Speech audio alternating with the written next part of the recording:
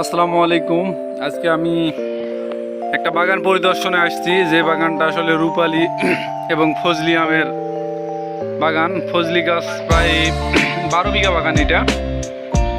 এই বাগানে ফজলি আছে প্রায় 105টা মতো গাছ, সব এরকম ঝাড়ি যে দেখতে পাচ্ছেন, এগুলো ফজলি আম। কত সুন্দর কালার হয়ে আছে বাগানটাতে। দেখলাম যে অনেক সুন্দর আম আছে আল্লাহর রহমতে।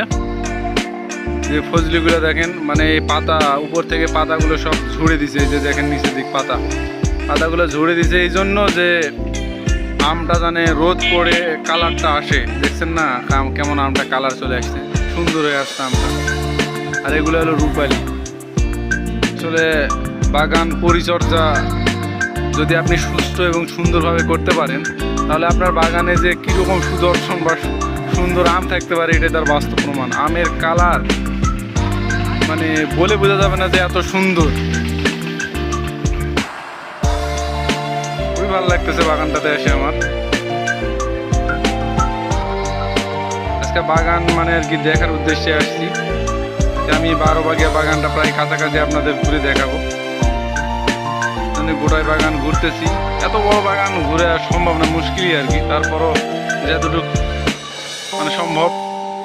আর যদি বেশি ঘুরি তাহলে ভিডিওটা অনেক বড় হয়ে যাবে, আর মানুষ চলে কিছু জিনিস মানে ভিডিও টিডিও এগুলা আসলে মানুষ বেশি দেখতে চায় না, অল্প সামান্যতাই তুষ্ট। তো সেই জন্যে আর কি বেশি ভিডিওটা করবো না, লম্বা অল্প সামান্যই করব, আপনাদের বেশি বিরক্ত করব না।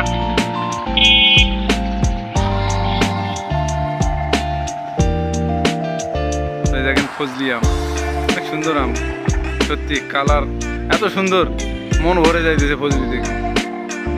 আসসালামু আলাইকুম।